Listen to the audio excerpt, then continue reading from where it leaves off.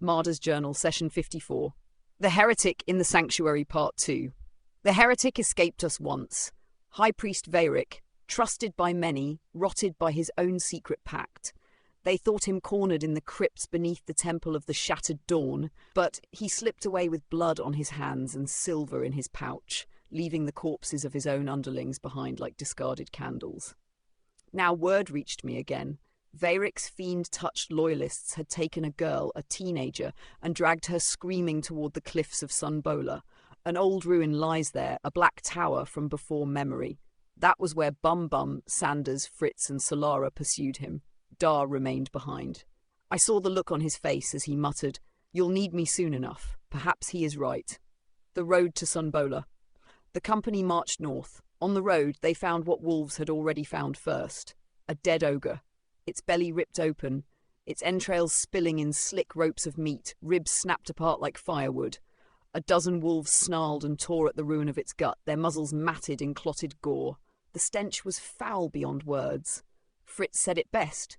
That's not a fight worth picking. They left the wolves to their feast. Not long after, drag marks and heavy bloodstains told of another struggle. Handprints smeared against tree bark, as though some wretched soul had tried to stop its own abduction. They followed until they found him. Another ogre propped against a trunk, bleeding out, lips too weak to form words. Sanders, ever the healer, would not walk past. He called on his god's grace, closing wounds enough to grant the creature a night of life. By morning, the ogre stirred, crawled to Sanders, and pressed into his hands a pouch tied about his neck. His thanks was rough, broken common. Then sleep claimed him again. They left food, water, and the hope that mercy would be enough. The Black Tower! Up the cliffs they climbed, 700 feet of jagged ascent. They passed the cavern where months ago they had slain a purple worm and a spider large enough to swallow men whole. Beyond, through thinning trees, they saw the tower. Gods forgive me, I struggle to put its shape into words. It was not stone alone, but stone-shaped wrong, as though the masons were mad. Its angles leaned too far, its shadows stretched too long, its windows gaped like wounds. Vines clung to it, but seemed burned instead of nourished by its walls. The tower drank the daylight. At its base, 6 corpses. Crushed, not cut, not burned, crushed. As if a hand the size of a house had seized them, twisted, and snapped bone, steel, and sinew alike. Spines bent backward, skulls caved, limbs torn loose at the joints, the smell of marrow and rusted blood carried on the wind. Inside, down the spiral stair, more horror. A boot, then a boot with a leg still inside, flesh ripped jagged at the thigh. Further down, coils of intestines smeared along the stone, draped like garlands. At the stair's end, the heretic himself lay ruined.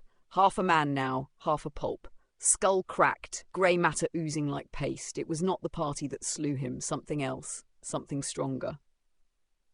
The lower chambers. The chamber at the stair's base split into 3 ways. Locked doors, half-open halls, footprints that began slow turned into a panicked run, skidding, turning back, fleeing again. The very stone told of terror. They followed west into old mining tunnels. There in a crawlspace, Fritz found the girl. Pale, malnourished, trembling. She whispered of what she saw. A blackness, a void with yellow eyes.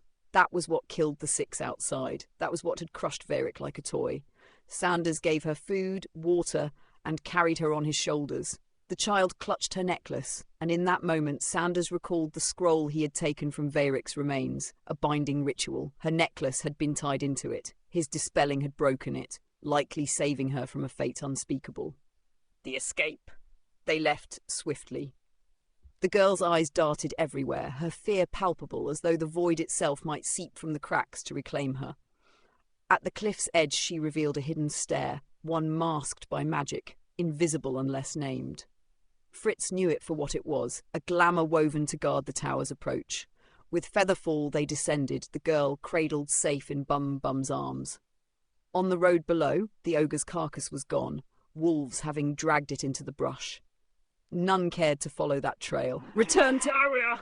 At the temple, the priests confirmed what Sanders suspected. The girl bore no possession, but she had been touched, stained by something of utter evil. No ritual cleansed it fully. Only time and perhaps divine grace might. The scroll proved Heretic's guilt beyond doubt.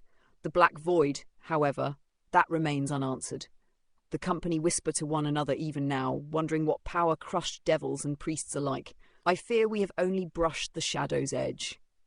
Marder, written by her own hand in the last lantern, after hearing the survivor's tale.